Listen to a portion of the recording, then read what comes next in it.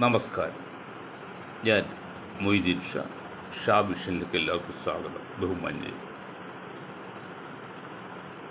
നമ്മുടെ ഡൽഹിയിൽ ജുമാ മസ്ജിദിലെ ഇമാമായിരുന്ന അബ്ദുള്ള, അദ്ദേഹത്തിൻ്റെ മകൻ്റെ മകൻ, അദ്ദേഹം ഒരു ആദം സേന എന്നൊരു പാർട്ടി ഉണ്ടാക്കി, ഒരു സംഘം ഉണ്ടാക്കി, ശിവസേന പോലെ. അപ്പം അദ്ദേഹം അവിടുത്തെ CBIയുടെ ഓഫീസ് നമ്മുടെ വലിയ അടുത്ത സുഹൃത്തായിരുന്നു. ഈ സംഭവത്തിന് ശേഷം അദ്ദേഹം പറഞ്ഞു, എനിക്ക് നല്ലൊരു സുഹൃത്ത് നഷ്ടപ്പെട്ടു. കാരണം ആദം സേന ജാതീയമായിട്ട് വെക്കുമ്പോൾ പ്രശ്നങ്ങളുണ്ടാവുമല്ലോ എന്ന് പറഞ്ഞ പോലെ Shrimati Radhakrishnan, doctor K S Radhakrishnan, അദ്ദേഹം മുഖ്യ സഭയിൽപ്പെട്ട ദീപ സഭയിൽപ്പെട്ടാണ്. പണ്ട് PSC ചെയർമാനായിരുന്നു. പിന്നെ അതൊന്നും PSC ചെയർമാൻ ആകുന്നവരെ ഒരു കുഴപ്പമുണ്ടായില്ല. അത് കഴിഞ്ഞ് കാലടി സർവകലാശാലയിൽ അവിടെ വൈസ് ചാൻസലറായിട്ട് 2-3 വർഷം ഉണ്ടായത്. അതാണെന്തോ ഭൂമി കേസ് എന്തൊക്കെ പ്രശ്നമൊക്കെ ഉണ്ടായില്ലോ, ഒരു മുസ്ലിം പെൺകുട്ടിയായിട്ട് എന്തോ പ്രശ്നം ഉണ്ടായി, അതൊക്കെ പോട്ടേല്ലേ. അവിടെ വെച്ച് അദ്ദേഹം പരിവാർ യൂണിവേഴ്സിറ്റി, സംഘപരിവാറിന് കൊടുക്കുന്ന യൂണിവേഴ്സിറ്റിയിൽ കിട്ടിയ കുറേ അറിവ് സംഭവിച്ചു. അതിനുമായിട്ട് അദ്ദേഹം നല്ല വായനാശീലം, ഞാൻ എൻ്റെ എല്ലാ പരിപാടിക്കും വിളിക്കാറുള്ളതാണ്, പരിപാടിക്ക് വരാറുള്ളതാണ്, നല്ല രീതിയിൽ പ്രസംഗിക്കുന്ന ആൾ, നല്ല മനുഷ്യസ്നേഹിയായിരുന്നു. അവിടെ 2-3 വർഷം ചെലവിന് ശേഷം പിന്നെ വരും പുള്ളി സഭയുടെയും സംഘപരിവാറിൻ്റെ ആളായിട്ടാണ്. എന്തുകൂടാന്ന് ഞാൻ പറയുന്നില്ല. പറയാൻ കാരണം, നമ്മൊരു കല്യാണ സദ്യക്ക് ഭക്ഷണം പാചകം ചെയ്യുമ്പോൾ ചോറ് എല്ലാം എന്തോന്ന് നോക്കില്ല, 1-2 ചോറ് എടുത്ത് നോക്കും. അപ്പോൾ 1-2 കാര്യം നോക്കി നമുക്ക് ഏതൊരു വിവരം അറിയാം. അതുപോലെ ഇന്നത്തെ അദ്ദേഹത്തെ ചാനൽ ചർച്ചയിൽ മുസ്ലിങ്ങൾ പിന്നെ ഇസ്ലാം ഫോബി എന്ന് പറഞ്ഞാൽ ഞാൻ ധരിച്ചിരിക്കുന്നത് ഇസ്ലാമിനെ കുറ്റം പറയാതിന് വേണ്ടതല്ല. അത് ആർക്കും ഏത് പാർട്ടിയും പറയാൻ കുഴപ്പമില്ല. പക്ഷേ ഇസ്ലാമിയുടെ സംഘടിത ശക്തി ഉപയോഗിച്ച് നശിപ്പിക്കുക ലോകവ്യാപകമായിട്ട്, അതായിരിക്കും ഇസ്ലാം ഫോബി എന്നാണ് ഞാൻ മനസ്സിലാക്കി. തെറ്റിട്ട് തിരുത്താം. ഇദ്ദേഹം പറഞ്ഞ് ഇസ്ലാമിന് കുറ്റം പറയാൻ പാടില്ല, കുറ്റം പറഞ്ഞപ്പോൾ കൊല്ലും എന്നൊക്കെയാണ്. പണ്ട് പ്രവാചകൻ്റെ കാലത്ത് യുദ്ധങ്ങളുണ്ടായത് സത്യമാണ്. ആ യുദ്ധ സമയത്ത് ചില യുദ്ധങ്ങൾ പറഞ്ഞിട്ടുണ്ട്, ഇങ്ങനെ വിഗ്രഹം ആരാധിക്കുന്നവർ അല്ലെങ്കിൽ പിന്നെ ഇസ്ലാം അല്ലാത്ത, ഇത് മുസ്ലിം അല്ലാത്തവരെയൊക്കെ അകന്നു പോകണം, കഴിവെങ്കിലും ഉപദ്രവിക്കുന്നുള്ളൊരു ഉണ്ട്, ക്ലോസ് ഉണ്ടെന്ന് എനിക്ക് തോന്നുന്നത്. അത് 1600 വർഷം മുമ്പാണ്. അതിപ്പോൾ അത് കോട്ട് ചെയ്തിട്ട് ഇദ്ദേഹം പറയുന്നത് ഇസ്ലാമിൽ വിഗ്രഹം ആരാധിക്കുന്നവരെയും പിന്നെ അമുസ്ലിങ്ങളെ കൂട്ടുകൂടാനും പാടില്ല, കഴുകി കൊല്ലണം എന്നൊക്കെയാണ്. അതൊക്കെ പ്രഖ്യാപിക്കുന്നത് യൂറോപ്യൻ പ്രിൻ്റ് ചെയ്ത ഇസ്ലാം ബുക്കിൻ്റെ കോപ്പിയിലാണ്. മുസ്ലിങ്ങൾ അല്ലെങ്കിൽ ഇന്ത്യക്കാർ എഴുതിയ ബുക്കിലല്ല, യൂറോപ്യൻസ് എഴുതി ചരിത്രമെഴുതി. അതായത് നമ്മുടെ വലിയ ഒരു ആസ്വാദനം കവി ഉണ്ടായിരുന്നല്ലോ, മുസ്ലിം കവി. അദ്ദേഹത്തെക്കുറിച്ച് എത്ര മോശമായിട്ട് ഈ യൂറോപ്യൻ സാഹിബന്മാർ എഴുതിയിരിക്കുന്നത്. അത് എത്ര നല്ല സൂഫിയായിരുന്നു. ഉമർ ഖയ്യാം വലിയതല്ലേ. അതുപോലെ ഈ പിന്നെ രാധാകൃഷ്ണൻ്റെ സമുദായത്തിലെ ആളാണ്. പണ്ഡിറ്റ് കർപ്പറ്റ് ബഹുമാന്യയെ ഞങ്ങളെല്ലാം ബഹുമാനിക്കും, ആദ്യമൊക്കെ ചെയ്യുന്ന ആൾ പണ്ഡിറ്റ് കർപ്പറ്റ്. അദ്ദേഹം വലിയ സാഹിത്യകാരും എഴുത്തുകാരും ഒക്കെ വലിയ ബുദ്ധിജീവിയായിരുന്നു. അദ്ദേഹം ഒന്നും ഇതുപോലും പറയില്ല. അദ്ദേഹത്തെയൊക്കെ നിങ്ങൾ പുസ്തകങ്ങൾ പോലും വായിക്കും. രാധാകൃഷ്ണൻ നിങ്ങൾ പറഞ്ഞു വരുന്നത് ഒരുപടി കാര്യം പറഞ്ഞു, അതൊക്കെ പോട്ട് ഞാൻ പറഞ്ഞില്ല. ഒറ്റ കാര്യം ബുദ്ധി ഉണ്ടെങ്കിൽ മനസ്സിലാക്കാം. ചെങ്കിസ് ഖാൻ വരെയും എത്രയോ അമുസ്ലിങ്ങളെ കൊന്നേക്കണം. ചെങ്കിസ് ഖാൻ പറഞ്ഞ ആരാണപ്പാ? അത് മുസ്ലിമായി ചിത്രീകരിച്ച ഒരു മഹാവിഡി ഉണ്ടായിരുന്നു. ആരെന്നറിയോ? ഒരു യുക്തിവാദിയും പിന്നെ സംഘ അനുഭാവിയായ ഒരാൾ ബാലചന്ദ്ര പറ്റോ. അദ്ദേഹം പറഞ്ഞു ചെങ്കിസ് ഖാൻ മുസ്ലിമാണെന്നൊക്കെ. ഏടോ രാധാകൃഷ്ണ, ഞാൻ സാറേന്ന് വിളിച്ച് പറയാം, സാറേ വിളിച്ച് Radhakrishna, KS Radhakrishna. Genghis Khan മുസ്ലിമായിരുന്നില്ല, മുസ്ലിം സമുദായത്തിലെ മംഗോളി വകത്തിൽപ്പെട്ടാണ്. അതുപോലും നിങ്ങൾക്ക് തിരിച്ചറിവില്ല. നിങ്ങൾ എങ്ങനെയാണോ PSC ചെയർമായത്? നിങ്ങൾ എങ്ങനെയാണോ പിന്നെ സർവകലാശാലയുടെ വൈസ് ചാൻസലർ ആയിരുന്നത്, സംസ്കൃത സർവകലാശാലയുടെ? നിങ്ങൾ ആരോടോ പറ്റിക്കുന്നത്? മുസ്ലിം സമുദായം മുഴുവൻ മണ്ടന്മാരാണെന്നോ? അതൊരു വായിക്കാത്തതാണെന്നോ? എടോ, ഞാൻ കഴിഞ്ഞ 60 വർഷമായിട്ട് സാഹിത്യം, ചരിത്രവും, കഥയും സംസ്കാരം എല്ലാം പഠിക്കേണ്ട ജീവിതം മുഴുവൻ പഠിത്തമായിരുന്നത്. ഞാൻ ചെങ്കിസ് ഖാനെ കുറിച്ച് പഠിച്ചിട്ടുണ്ട്. നിങ്ങളുടെ സ്ഥാപക നേതാവില്ലേ പിന്നെ പണ്ഡിറ്റ് കർപ്പൻജി, അദ്ദേഹത്തിൻ്റെ വരെ ഞാൻ പഠിച്ചിട്ടുണ്ട്. ചെങ്കിസ് ഖാൻ മുസ്ലിം അല്ല എന്നുള്ള കാര്യം ഇപ്പോൾ നിങ്ങൾക്കറിയില്ലല്ലോ. അത് ചെങ്കിസ് ഖാൻ പോലും പലരും പറഞ്ഞിട്ട് ചെങ്കിസ് ഖാൻ പോലും എത്രയോ അമുസ്ലിങ്ങളെ കൊന്നു. ചെങ്കിസ് ഖാൻ മുസ്ലിമല്ല എൻ്റെ പൊന്നു സുഹൃത്ത്. പിന്നെ ഞാൻ തന്നെ കേൾക്കണോ സാറേന്ന് വിളിക്കണേ? അത് രാധാകൃഷ്ണ ഒന്നുകൂടി ശ്രദ്ധിക്കണം സംസാരിക്കുമ്പോൾ. ലോകത്ത് നിങ്ങൾ മാത്രമല്ല ബുദ്ധിമാന്മാർ. ഞാൻ മുമ്പോട്ട് പറയും. മറ്റു പല നിരന്തരമായിട്ട് സംഘപരിവാർ ചാനിക്കൾക്ക് ഈ മുസ്ലിം സമുദായത്തെ കുറ്റപ്പെടണം. അതൊക്കെ ഞാൻ വിട്ടുകളഞ്ഞു. അതൊക്കെ രാഷ്ട്രീയമാണ് പറയാം. ഞാൻ നിങ്ങൾ ജിഹാദി മുസ്ലിങ്ങൾ തീവ്രവാദ മുസ്ലിം പറയുന്നല്ല.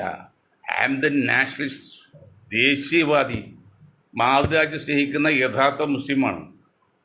അയൽവക്കം പട്ടി കിടക്കുമ്പോൾ വയറ് നിറയെ ആഹാരം കഴിച്ചാൽ എൻ്റെ സമുദായത്തിൽപ്പെട്ടെന്ന് വിശ്വസിക്കുന്ന ഒരു തത്വസംഹിതരെ വക്താവാണ്. I am the original Muslim. But Bernard Shaw പറഞ്ഞില്ലേ, I like Islam but I hate Muslim. ഇസ്ലാം ഇഷ്ടപ്പെടുന്നു, മുസ്ലിം വെറുക്കുന്നു. അതൊക്കെ ഉണ്ടായി. കാരണം ലോകത്തെ ഏറ്റവും കൂടുതൽ തെറ്റിദ്ധരിക്കപ്പെടുകയോ തെറ്റിദ്ധരിക്കപ്പെടുത്തുകയോ ചെയ്തൊരു മതമാണ് ഇസ്ലാം. അത് പല കാരണങ്ങളും. അതെല്ലാം ക്രിസ്ത്യൻ ഉൾക്കൊള്ളുന്ന സാഹിബന്മാരാണ്. കേരളത്തിൽ ക്രിസ്ത്യാനില്ലേ പറഞ്ഞത്. ഇനി ഞാൻ രാധാകൃഷ്ണനോട് ഒരു കാര്യം പറയാം. അത് പറഞ്ഞ് ആ വിഷയം നിർത്താം. കഴിഞ്ഞ ദിവസം വനിതാ ദിനമായിരുന്നല്ലോ, കഴിഞ്ഞ 2 ദിവസം മുൻപ്. അന്ന് ഞാൻ വടതലയിൽ 100 അമ്മമാർ താമസിക്കുന്ന ഒരു സ്ഥലത്ത് ഒരു പരിപാടിയിൽ എന്നെ ക്ഷണിക്കാൻ പോയി. ഞാനൊരു ഉദ്ഘാടനമായിരുന്നു. അത് അധ്യക്ഷം വഹിച്ചൊരു ഫാദറാണ്. ആ ഫാദർ വയനാടിൽ നിന്ന് വന്നു.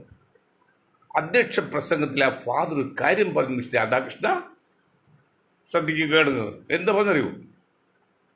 ഞാൻ എൻ്റെ അറിവിലെടുത്തലും മുസ്ലിം സമുദായത്തിൽ ഒരൊറ്റ അമ്മമാർ ഒരച്ഛനെ പോലും ഈ അഗതി മന്ദത്തിലോ അനാഥ മന്ദത്തിലോ വൃദ്ധസദനത്തിലോ ഇല്ല. 1 2 വന്നു 100 കണക്കിന് വൃദ്ധസദനങ്ങളുണ്ട് രാധാകൃഷ്ണ കേരളത്തിൽ പോലും. അവിടെയെല്ലാം ആയിരക്കണക്കിന് അമ്മമാർ കഴിയുന്നുണ്ട്. ഈ ദേവിപുരത്തോടുണ്ട്. അവിടെ ഒരു ക്രിസ്ത്യൻ പോയി. അമ്മ ഏതാണ്ട് പ്രായം വെച്ചപ്പോൾ എന്നെ കെട്ടോ എന്നാലും മോനെ എന്ന് വെച്ച് കെട്ടിപ്പിടിച്ചിട്ട് അവർ മക്കളെ കാണാനുള്ള ഒരു ആഗ്രഹം. പണം കിട്ടിയ പോരാ, ആ മകൻ്റെ അല്ലെങ്കിൽ മക്കളുടെ സ്മെല്ല്, ആ പുരുഷത്വത്തിൻ്റെ അത് ആസ്വദിക്കാനാ. ഒരു അന്യപുരുഷ ഞാൻ അവിടെ ചെപ്പോൾ ഇന്നെ ഒരു കെട്ടിപ്പിടിച്ച് പ്രേമത്തില്ല. ഒരു പുരുഷൻ എന്ന നിലയ്ക്ക് തൻ്റെ മക്കൾ ഇതുപോലെയാണല്ലോ എന്നുള്ളതിൽ അങ്ങനെ കെട്ടിപ്പിടിച്ച് അങ്ങനെ കഴിയുന്നുണ്ട്. ഒരൊറ്റ മുസ്ലിം സ്ത്രീയോ ഒരു മുസ്ലിം അമ്മയും അവർ കാണാൻ പറ്റില്ലെന്ന് മൊയ്തീൻ ഷായില്ല പറഞ്ഞ് രാധാകൃഷ്ണ ആ അച്ഛനാണ് പറഞ്ഞത്. കാരണം എന്താ, അവൻ പഠിച്ച മദ്രസയിൽ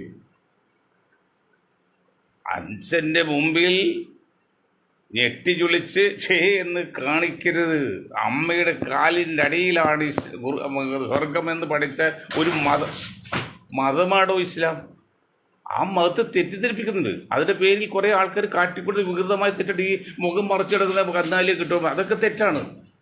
ഞാൻ പറഞ്ഞു, നിങ്ങൾ പറഞ്ഞിട്ടോ കുഴപ്പമില്ല. സ്വർണ്ണത്തിൽ ഇത്രയും വിലയുള്ളപ്പോൾ നിങ്ങൾ പറഞ്ഞിട്ടാൽ നിങ്ങളുടെ സ്വർണ്ണമില്ലാത്ത ആരും അറിയില്ല. അതൊക്കെ നല്ലതാണ്, ഓർത്തിക്കും വസ്ത്രമാണ്. പക്ഷേ ഈ മുഖം മറിച്ച് പോകുന്നതിനാണ് എന്ത് ഇസ്ലാമാണ്? അതൊക്കെ അല്ലടോ കഴിവേറി മക്കൾ. നിങ്ങളുടെ ഈ സമുദായം ഇത്തരം മോശമാക്കി കളയുന്നത്. ഈ രാധാകൃഷ്ണൻ പോലും ഇത്തരം പറയാൻ കാരണം നിങ്ങൾ ആ വൃത്തികൾ കാണിച്ചിട്ടില്ലേ? ഇന്ന് വേറൊരു വൃത്തികൾ കാണിച്ച് പറയാതിരിക്കാൻ പറ്റില്ല. കൊടുങ്ങല്ലൂർ 37ാമത്തെ വയസ്സിൽ 7ാമത്തെ പ്രസവം നടത്തിയ കൊച്ചു മരിച്ച അമ്മയും മരിച്ച്. അതും കഴിവേറുടെ മോനെ കാക്കയാണ്. വച്ചിട്ട് കാര്യമില്ല.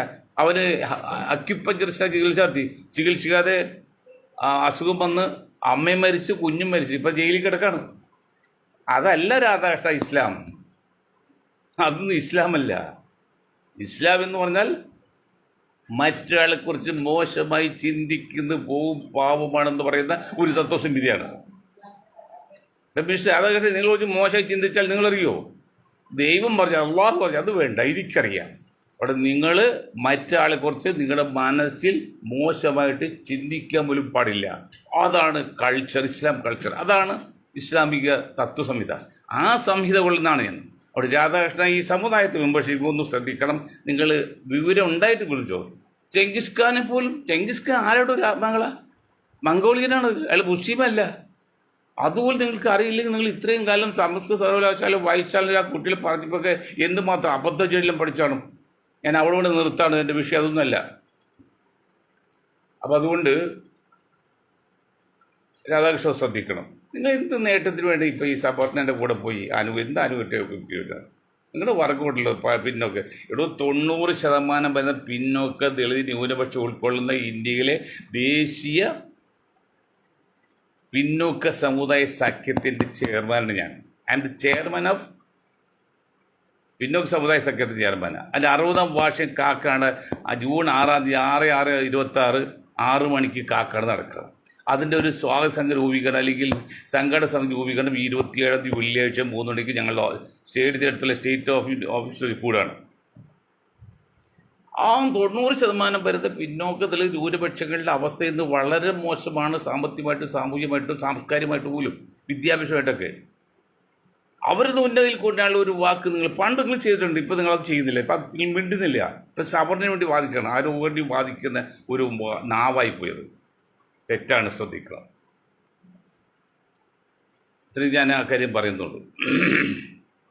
മറ്റൊന്ന്,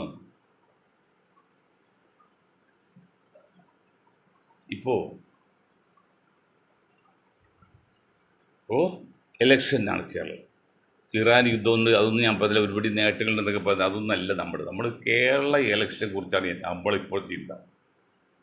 അതിൽ സ്ഥാനാർത്ഥി നിർണ്ണയം കഴിഞ്ഞ് ഏതാണ്ട് കിട്ടുക കിട്ടി നമ്മൾ ജനസംഖ്യയ്ക്ക് ആനുപാതികമായിട്ട് കിട്ടുകയാണെങ്കിൽ മുസ്ലിം സമുദായത്തിന് 4 ഡസൻ സീറ്റ് കിട്ടണം. അതിൽ 3 ഡസൻ കിട്ടുള്ളൂ, ബാക്കി 1 ഡസൻ കുറവാണ് എങ്കിൽ നമുക്കതൊക്കെ തൽക്കാലം പൊരുത്തപ്പെടാം. അത് നമ്മൾ മനസ്സിലാക്കേണ്ട കാര്യം. മനസ്സിലാക്കണം എന്താണ് സത്യം. What is truth. 15% ഈ രാധാകൃഷ്ണൻ കൂടി കേൾക്കുകയാണ്. 15% രാധാകൃഷ്ണൻ കേരളത്തിൽ പിന്നെ ക്രിസ്ത്യൻ സമുദായം, അല്ല 5% കൺവേർട്ട് ക്രിസ്ത്യാണ്, ദളിത് നിന്ന് കൺവേർട്ട് ചെയ്താണ്. ആകെ ദളിത് 15% ഉണ്ട്. അല്ലെങ്കിൽ 5% ഇങ്ങനെ ക്രിസ്ത്യാനി കൺവേർട്ട്, ബാക്കി 10%. അത് എന്നാൽ അതും 15 ഒപ്പം. ആ കൺവേർട്ട് ചെയ്ത് ക്രിസ്ത്യൻ കഴിച്ചാൽ മാറ്റിയ ബാക്കി 10% ഉള്ളൂ. 10% മാത്രം ക്രിസ്ത്യൻ സമുദായമുള്ള കേരളത്തിൽ അവർക്ക് കണക്കനുസരിച്ച് 14 സീറ്റേ കിട്ടാൻ പാടുള്ളൂ. 14 seats. Because 140 divide by 10 equals 14. 14 seat മാത്രം കിട്ടേണ്ട ക്രിസ്ത്യൻ സമുദായത്തിൽ 3 ഡസൻ സീറ്റ് കിട്ടിയിട്ടുണ്ട്. 36 സീറ്റ് കിട്ടിയിട്ടുണ്ട്. കഴിഞ്ഞ പ്രാവശ്യം 36, ഇത്തവണ മുസ്ലിങ്ങൾക്ക് 30. ഇത്തവണ മുസ്ലിങ്ങൾക്ക് വേറെ 36 കിട്ടിയിട്ടുണ്ട്.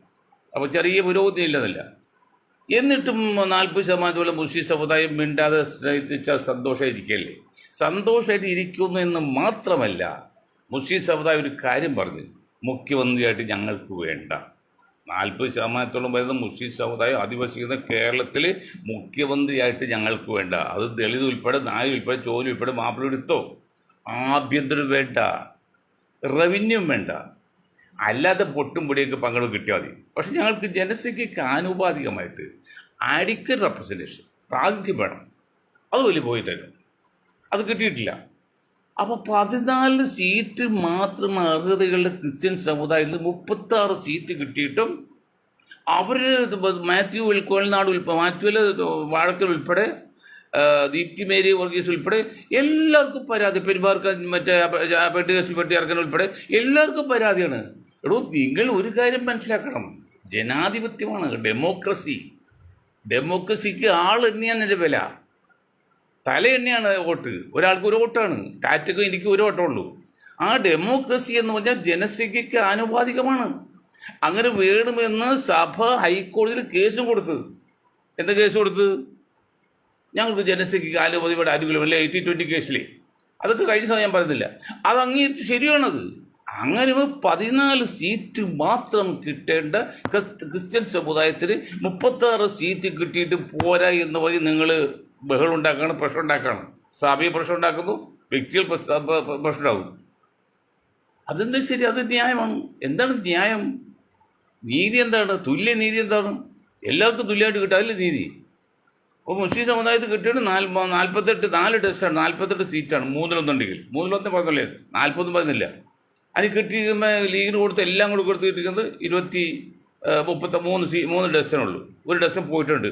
ഞങ്ങൾക്ക് വലിയ പ്രതീക്ഷ, ഞങ്ങൾക്കല്ല, ഞങ്ങൾക്ക് എൻ്റെ ഈ സമുദായത്തിൽപ്പെട്ടവർക്ക് ഒരുപാട് പ്രതീക്ഷ കൊണ്ട് അവർ പറഞ്ഞു. അവർ പല കാര്യം പറഞ്ഞു, ഒന്ന് കേൾക്കണം. ആലുവയിൽ അബ്ദുൽ മുത്തലിബ് ജന്മന കോൺഗ്രസ്സുകാരൻ, വിദ്യാസമ്പന്നൻ, 10-60 വയസ്സായുണ്ട്. ജിന്നാസ്, മുഹമ്മദ് ജിന്നാസ്, ഷിഹാസ് അല്ല, ജിന്നാസ്. ഷിഹാസിക്ക് എത്രയോ വർഷം മുമ്പ് കോൺഗ്രസ് വന്ന നേതാവായാളാണ് ആലുവയിൽ. മുമ്മലിക്ക് ഒപ്പുണ്ട അയാളാണ്. മുമ്മലിക്ക് മരിച്ച് മണ്ണടിഞ്ഞു പോയി.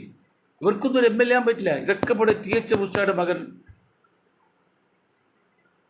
സക്കീർ ഹുസൈൻ. സക്കീർ ഹുസൈൻ്റെ അയോഗ്യത. നിങ്ങൾ സീറ്റ് കിട്ടിയില്ല, പെണ്ണേഴ്സി പോയിട്ട് സീറ്റ് കിട്ടിയില്ല എന്ന് പറയുന്ന പെരുമ്പാവൂർക്കാരൻ ആ പുള്ളിയിട്ടില്ല ആ പുള്ളിയോട് മനസ്സിലാക്കണം. നിങ്ങളെക്കാൾക്ക് എത്ര സീനിയറും എത്ര വെടുക്കാനാടോ ടി.എച്ച്. മുസ്തഫയുടെ മകൻ. നിങ്ങൾക്ക് അപ്പനെ രാഷ്ട്രീയ എന്ത് പാരമ്പര്യമുണ്ട്? തങ്കച്ചനായിട്ട് അറിയുന്നല്ലാതെ എന്ത് പാരമ്പര്യം അപ്പനുള്ളത് രാഷ്ട്രീയത്തിൽ? ഞാൻ കിട്ടിയത് കുറ്റം പറയില്ല. ടി.എച്ച്. മുസ്തഫ നിങ്ങൾ അറിയില്ലേ? അയാളുടെ മകനല്ലേ? എന്താണ് ടി.എച്ച്. മുസ്തഫയുടെ മകന് അയോഗ്യത? എന്താണ് ജിന്നാസിന് അയോഗ്യത? എന്താണ് അബ്ദുൽ മുത്തലിന് അയോഗ്യത? ഞാൻ ഇതൊക്കെ പറയാൻ കാരണം ഇവർക്ക് വേണ്ടി വാദിക്കാൻ ഒരു നാവുമില്ല. അതുകൊണ്ടാണ് ഞാനിത് ഏറ്റെടുക്കുന്നത്. ആയാലും അയാൾ ഏറ്റെടുക്കണമല്ലോ. ഒരു കുഞ്ഞുണ്ടായി കഴിഞ്ഞാൽ അതിന് അച്ഛൻ വേണ്ടേ? ഒരു മുസ്ലിം സമുദായത്തിലെ ഒരാളും ഇങ്ങനെയുള്ള കാര്യങ്ങൾ ചിന്തിക്കാനോ പറയാനോ ധൈര്യമില്ല, പറയില്ല. അവൻ്റെ കാര്യം. അത് മറ്റൊരു സംഭവം.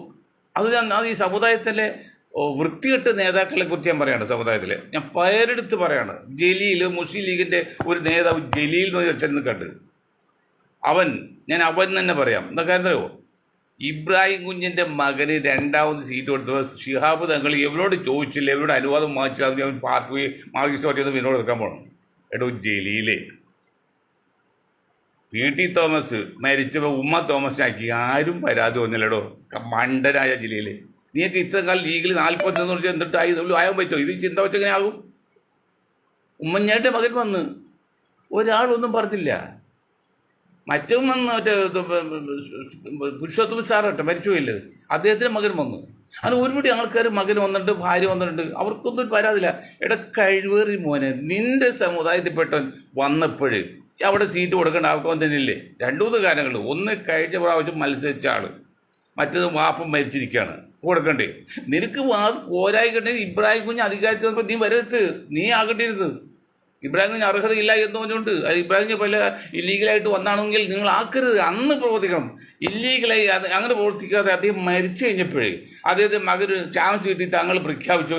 നിന്നോട് അനുവാദം ചോദിക്കാൻ നീ ആരടാ ഇന്ത്യൻ രാഷ്ട്രീയത്തിൽ, കേരള രാഷ്ട്രീയത്തിൽ?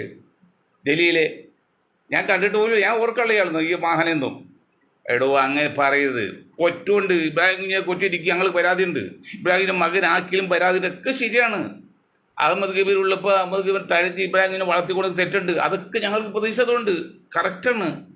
പക്ഷേ അദ്ദേഹം മരിച്ചതിന് ശേഷം രണ്ടാമത് സീറ്റ് മത്സരിച്ച ആളുകൾ കൊടുത്തപ്പോൾ അത് തെറ്റായതുകൊണ്ട് ഞാൻ പാർട്ടി വിടുന്നു എന്ന് പറഞ്ഞാൽ അതൊക്കെ ചന്തിക്ക് അടികൊള്ളാത്തതുകൊണ്ടാണ്. നല്ല ലീഗാരുണ്ടെങ്കിലോ അവരൊക്കെ ചന്തിക്ക് അടിക്കും, മര്യാദ പഠിപ്പിക്കും. അതാണ്. അപ്പോൾ അടിക്ക് അടി തന്നെ വേണം. അതൊക്കെ വൃത്തികൾ കാണിച്ചാൽ അങ്ങനെ വേണം. ഒരു സമുദായത്തിൽ ഒരു വോട്ട് സീറ്റ് കിട്ടി, അപ്പോൾ അവൻ്റെയൊക്കെ ഹാലിളകി. എടോ എന്തോടെ ചീച്ച പുസ്തകം മരിച്ചല്ലോ, പുസ്തകയുടെ മക്കളുണ്ടല്ലോ, 10-8 മക്കളുണ്ടല്ലോ, ഒരാളിൽ എടുക്കാൻ പറ്റുമോ? ആരെങ്കിലും പറഞ്ഞത് തീർക്കാൻ? ഇത് ഇബ്രാഹിം കുഞ്ഞ് പാവമായതുകൊണ്ട് അദ്ദേഹം ഒരു അല്പം മര്യാദകളും മകനെ വളർത്താൻ നോക്കി. അതിൻ്റെ തെറ്റ് ഇവിടെ എല്ലാവരും ചെയ്യുന്ന അങ്ങനെയല്ലേ? തങ്ങൾ പോലും എടുത്താലും, ഉമ്മൻചാണ്ടി എടുത്താലും, കരുണാകരൻ എടുത്താലും, പത്മജ ഇപ്പോൾ തൃശ്ശൂർ MLA നിയമസഭാ സ്ഥാനാർത്ഥിയാണ്. ജയിക്കില്ല, അത് വേറെ കാര്യം. കാരണം അതൊന്നും ജയിക്കില്ല. അതൊക്കെ പിന്നെ സ്വർണ്ണാഭയിട്ട് വിഭൂഷയായ ഒരു കഥ പറയ പോലെയാണ്. അവരൊന്നും ജയിക്കുന്നില്ല, ഒരു സംശയമില്ല എന്ത് പറഞ്ഞാലും. കാരണം അത് പാർട്ടി എന്ന് വെച്ചാൽ പാർട്ടി പണിയെടുക്കണം. മുരളി കളിക്കുള്ള കളി മുരളിയും ഈ പത്മജയൊക്കെ ഈ പാർട്ടി ഇന്ത്യൻ നാഷണൽ കോൺഗ്രസിൻ്റെ അച്ഛൻ്റെ പാരമ്പര്യമില്ലാതെ എന്ത് ചെയ്തിട്ടുണ്ട്? പാർട്ടിക്ക് വേണ്ടി ജീവിതം ഒഴിഞ്ഞു വെച്ച ആയിരക്കണക്കിന് 10,000 ലക്ഷക്കണക്കിന് പ്രവർത്തകർ കേരളത്തിലുണ്ടോ കോൺഗ്രസ് വേണ്ടി? ഞാൻ ജിന്നാ സാഹിബ്, അബ്ദുൽ മുത്തലിബ്, ഈ മുരളിയെക്കാൾക്ക് എത്രയോ പാർട്ടി പണിതാളാ. ടി.എച്ച്. മുസ്തഫയുടെ മകൻ. ഇവർക്കൊന്നും ചാൻസ് ഇല്ല. ഇനി ഞാൻ ക്രിസ്ത്യൻ സമുദായത്തിൻ്റെ കാര്യം പറയാൻ എനിക്ക് ആരോടും പ്രത്യേക താല്പര്യം, പ്രതി വെറുപ്പില്ല. നായർ സമുദായത്തിക്ക് 9% ഉള്ളൂ. എനിക്ക് കണക്കൂട്ടി ചെയ്യണേ 50ഓളം പേരിട്ടാണ് എനിക്ക് കൃത്യ ലിസ്റ്റ് കിട്ടിയിട്ടില്ല. അത് 2 ദിവസം കഴിഞ്ഞേ കിട്ടുള്ളൂ. 9% 50ഓളം സീറ്റ് ഉണ്ടാക്കാണ്. കാരണം 60 സീറ്റ് ബാക്കിയുള്ളതിൽ 10 സീറ്റ് പോയാൽ ബാക്കി 19 സീറ്റ് അടുത്ത് കാണും. അവിടുന്ന് ഇവിടുന്നൊക്കെ പിടിച്ച കൊടുത്തല്ലോ. അപ്പോറ്റി ഗീറ്റിയൊക്കെ കയറ്റി, സതീഷ് സുതീഷൊക്കെ കയറ്റി ഒക്കെ വിട്ടില്ലോ. എവിടോ നീതിയപ്പോൾ ഇതൊരു ചാൻസാണ്. കഴിഞ്ഞ് അതിൽ UDF ജയിപ്പിക്കുന്ന ആഗ്രഹമുണ്ട്. ഞങ്ങളതൊക്കെ മറക്കാണ്. ഞാൻ എൻ്റെ പിള്ളേർ അല്ലെങ്കിൽ എൻ്റെ സമുദായത്തിലെ ആൾക്കാർ ഇങ്ങനെ പ്രതിഷേധമായിട്ട് വരുമ്പോൾ ഞാൻ പറഞ്ഞ് സമാധാനപ്പെടുത്തി. ഇത്തവണ നമ്മൾ അതൊക്കെ ചിന്തിക്കരുത്. ഇപ്പോൾ ഇതിൽ കുറച്ച് മാറ്റം വന്നല്ലോ, 6 പേരുള്ളൂ. കഴിഞ്ഞ പ്രാവശ്യം 36 ക്രിസ്ത്യാനിക്ക്, 10% ക്രിസ്ത്യാനിക്കും 40% മുസ്ലിങ്ങളും, 30 ആയിരുന്നത് ഇപ്പോൾ 36 ആയില്ലേ, ഒപ്പമായില്ലോ. അപ്പോൾ മാറ്റമുണ്ട്. അപ്പോൾ ഈ അടുത്ത പ്രാവശ്യം മാറ്റിയെടുക്കാം. ഇപ്പം നിങ്ങൾ ഒന്നും ചെയ്യണ്ട, മുന്നോട്ട് വോട്ട് എന്ന് പറഞ്ഞ് സമാധാനപ്പെടുത്തിയിരിക്കാം. എനിക്കെതിരെ ആവശ്യം 77 വയസ്സായി, എനിക്കിനി ഇതിൻ്റെയൊക്കെ ആവശ്യം എന്താ? അതല്ല, നാട്ടിൽ സമാധാനം ഉണ്ടാകണം. പ്രശ്നം ഉണ്ടാകുമ്പോൾ നേരെ വന്ന് ശല്യം ചെയ്യാൻ വരരുത്, കുറച്ചുകൂടി കഴിഞ്ഞിട്ട് വരട്ടെ എന്നൊക്കെയുള്ള ദീർഘമായ വീക്ഷണവും ചിന്താഗതി ഉള്ളവരാണ് ഇതൊക്കെ ചെയ്യുന്നത്. അപ്പോൾ ഞാൻ പ്രത്യേക സമുദായത്തോട് ഒരു കാര്യം പ്രത്യേകം പറയണം, നിങ്ങൾ കിട്ടിയത് പോരാ എന്ന് പറഞ്ഞാൽ ഇനി നിങ്ങൾ കുറയാൻ പോകണം. ഞാൻ ചിലപ്പോൾ മരിച്ചിരിക്കും, ഞാൻ സ്ഥിരമുണ്ട്. പക്ഷേ എൻ്റെ ഈ ആശയക്കാർ ഇഷ്ടംപോലെ ഉണ്ട്. ഈ പ്രത്യയശാസ്ത്രത്തിൻ്റെ ഞങ്ങൾ ട്രെയിനിങ് കൊടുത്ത് വളർത്തി ആയിരക്കണക്കിന് കേരളത്തിലുണ്ട്. അവരത് ഏറ്റെടുത്തോളും. ഞാൻ മരിച്ചാൽ അവരെ ഏറ്റെടുത്തോളും. അപ്പം നിങ്ങളുടെ ആനുകൂല്യം കുറവാണ്. ജനസംഖ്യയ്ക്ക് ആനുപാതികമായ പ്രാതിനിധ്യം വേണമെന്നുള്ള ഫിലോസഫി, അതിന് ഷായിസം എന്ന് പറയുന്നത്. നിങ്ങൾക്കറിയാമോ ഏത് മൊയ്തീൻ ഷാ, എന്ത് ഷാ, ഒരു പഞ്ചായത്ത് മുറിലകത്തെ ഇടോ, അതല്ല മൊയ്തീൻ ഷാ. ജനങ്ങൾക്കറിയാം. ഇവിടെ അംബേദ്കർസുണ്ട്, ഗാന്ധിസുണ്ട്, നെഹ്റുസുണ്ട്, ഇന്ദിരാസുണ്ട്, പല ഇസമുണ്ട്. അതിൽ ഒരു ഇസമാണ് ഷായിസം എന്നുള്ളത്. അതെന്താണ് ഷായിസം? ജനസംഖ്യയ്ക്ക് ആനുപാതികമായിട്ട് തെരഞ്ഞെടുപ്പ്, പഠനം, തൊഴിൽ എന്നീ പൊതു സ്വകാര്യ മേഖലകളിൽ ആഡിക്വേറ്റ് റെപ്രസെൻറ്റേഷൻ, ജനസംഖ്യാനുപാതികമായി പ്രാതിനിധ്യമാണ്. സംവരണമല്ല. സംവരണം പോയ കോടതിയിൽ പോയി തെറ്റുപോകും. അത് ഞങ്ങളൊക്കെ പഠിച്ചിട്ടുണ്ട്, വെൽ സ്റ്റഡീഡാണ്. നിയമം പഠിച്ചിട്ടുണ്ടെന്നേ. മത്സരിക്കാൻ സന്ന എടുത്തിട്ടില്ല. പക്ഷേ എൻ്റെ കേസ് വന്ന് ഞാൻ മത്സരിക്കാൻ ബാധിക്കാൻ ഞാൻ തവുള്ളൂ, എനിക്ക് അറിയാം. പക്ഷെ മറ്റാൾക്ക് വേണ്ടി വായിക്കാൻ എനിക്ക് സന്നദ്ധ ലൈസൻസ് ഇല്ല. അപ്പോൾ പഠിച്ചിട്ടുണ്ട്. അത് സംവരണം എന്ന് പറഞ്ഞാൽ ഇവിടെ ആദിവാസികൾക്ക് അല്ലെങ്കിൽ ദളിതുകൾക്ക് മാത്രമേ സംവരണം, മറ്റുള്ള സംവരണം കിട്ടില്ല. അപ്പോൾ അതുകൊണ്ട് ഞങ്ങൾ പറയുന്നത്, ഞങ്ങൾ വന്ന് ആഡിക്വേറ്റ് റെപ്രസെൻറ്റേഷൻ, പ്രാതിനിധ്യം, ജനസംഖ്യാനുപാതിയ പ്രാതിനിധ്യമാണ്. അതൊരു കോടി നടക്കാൻ പറ്റില്ല. അത് ഇനി വളർന്നു വരും. അടുത്ത പ്രാവശ്യമൊക്കെ ഇതെല്ലാം മാറിപ്പോവും. അപ്പോൾ ക്രിസ്ത്യൻ സമുദായത്തിലെ യുവാക്കളെ നിങ്ങൾ ശ്രദ്ധിക്കണം. നിങ്ങൾക്ക് ഇത്ര ചാൻസ് കിട്ടില്ല. ഇനി കിട്ടിയതൊക്കെ ഒരു ഭാഗ്യമായിരുന്നു. അപ്പോൾ 4 വർഷം കിട്ടില്ല. മറിച്ച് കിട്ടാത്ത ദളിതുകൾക്ക് ഇപ്പോൾ റിസർവേഷനുകൾ കിട്ടുന്നുണ്ട്. കിട്ടാത്ത ഈ മുക്കുമാർ, ഈ അരയന്മാർ, ആശാരി, മൂശാരി വർഗ്ഗം, അവർക്ക് കുറച്ച് കിട്ടുന്നേ. കിട്ടട്ടെ, എല്ലാവർക്കും വേണ്ടേ. പണ്ട് EMS പറഞ്ഞ് ഇടത്തേക്ക് ഇറക്കിയാൽ എല്ലാവർക്കും മുഖ്യമന്ത്രി ആകുന്ന പറയുമ്പോൾ എല്ലാവർക്കും കിട്ടണ്ടേ. അതില്ല ആവശ്യം. നമ്മുടെ ശരീരം സുന്ദരം, ഒരു കൈ താഴ്ന്നു പോയാൽ എന്തൊരു ഭംഗി. അതുകൊണ്ട് ഒരു ദേശത്തിൻ്റെ, ഒരു രാജ്യത്തിൻ്റെ, ഒരു സ്ഥലത്തിൻ്റെ എല്ലാ മുക്കും മൂലയും മേഖലയും വളരണം. അപ്പോൾ ഒരു സമുദായം മാത്രം വളർന്നപ്പോൾ എല്ലാ സമുദായത്തിലും എല്ലാവരും വളരണം. ഇവിടെ ഇല്ല. നിങ്ങൾ ആലോചിച്ച് നോക്ക്. രാവിലെ ഗ്രാമത്തിൽ നിന്ന് സിറ്റിയിലേക്ക് വണ്ടികൾ ആൾക്കാർ ഒഴുകും. വൈകിട്ട് അങ്ങോട്ട് പോകുന്നു. എന്താ കാരണം? സിറ്റിയെ വികസിക്കുന്നുള്ളൂ, ഗ്രാമം വികസിക്കുന്നില്ല. അത് ഗാന്ധി പറഞ്ഞു 600 ഗ്രാമമൊക്കെ ഗാന്ധി പറഞ്ഞു. അതൊന്നല്ല, 1000 ഗ്രാമമുണ്ട്. ആ ഗ്രാമം വികസിക്കണം എന്ന് പറഞ്ഞ് ശ്രമിച്ചത്. അതൊക്കെ മാറി വരണം.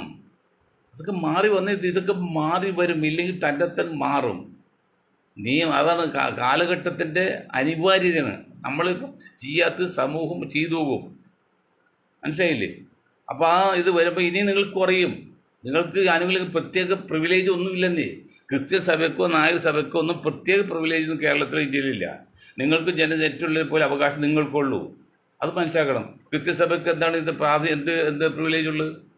പക്ഷേ രാജാവ് മരിച്ചാൽ കാലം ചെയ്തു, ആന മരിച്ചാൽ ചരിഞ്ഞു, പിന്നെ സഭയുടെ ആരും മരിക്കുകയാണെങ്കിൽ അതും കാലം ചെയ്തു എന്ന് ഒറ്റ പറയുന്നുള്ളൂ. അങ്ങനെ അവർ ആ കറ്റമൊക്കെ പോയി മരമൊക്കെ അതും ചരമകോളത്തിൽ പഠിച്ചു തുടങ്ങി, മരിച്ചു എന്ന് ആയി തുടങ്ങി. അതൊക്കെ അങ്ങനെ വരും, മാറ്റം വരും, പദ്യം തരും.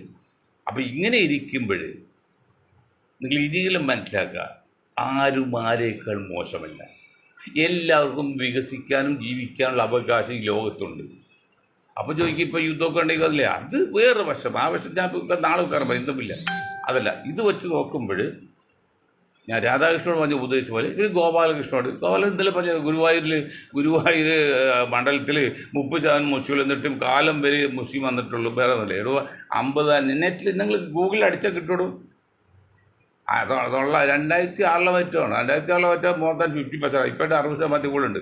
എന്നിട്ട് 30%. നിങ്ങളെ ഈ വാട്സപ്പ് യൂണിവേഴ്സിറ്റി പഠിച്ച് നിങ്ങളും നശിക്കും, നിങ്ങൾ മറ്റു സമൂഹത്തെ നശിപ്പിക്കുകയും ചെയ്യും. ഞാൻ അന്ധമായി RS വിരോധം പറയല്ല.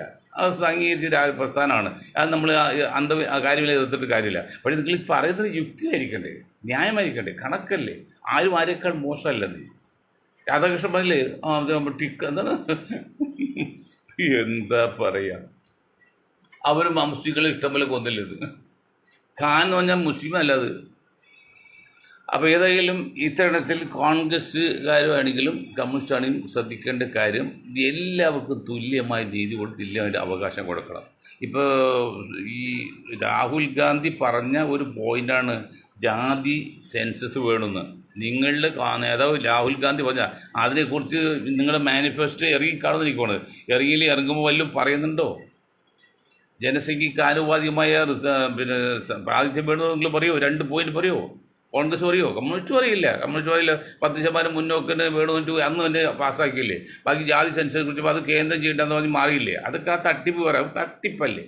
ഞാൻ ഒരു കാര്യം പറഞ്ഞ് നിർത്താം, അത് പറയാനെന്നിരിക്കും. രാഹുൽ ഗാന്ധിയെ കുറിച്ചാണ് ഇന്നിപ്പോൾ ചില മഹാന്മാർ പറയുന്നുണ്ട്. ചിലർ കളിയാക്കാൻ പറഞ്ഞാൽ ചിലർ കാര്യമായിട്ട് വന്നാൽ അല്ലാതെ മുഖ്യമന്ത്രി ആവൂല. ഇപ്പോൾ കേരളത്തിൽ നിന്ന് മുഖ്യമന്ത്രി ആകാം. അതിൻ്റെ അർത്ഥം എന്നറിയോ? അതുകൂടി ആ മനുഷ്യൻ പിന്നെ കൊല്ലുന്നതിൽ പേരുതയില്ലേ. ഇപ്പം തന്നെ 541 സീറ്റുള്ള ഇന്ത്യൻ പാർലമെൻറ്റിലേക്ക്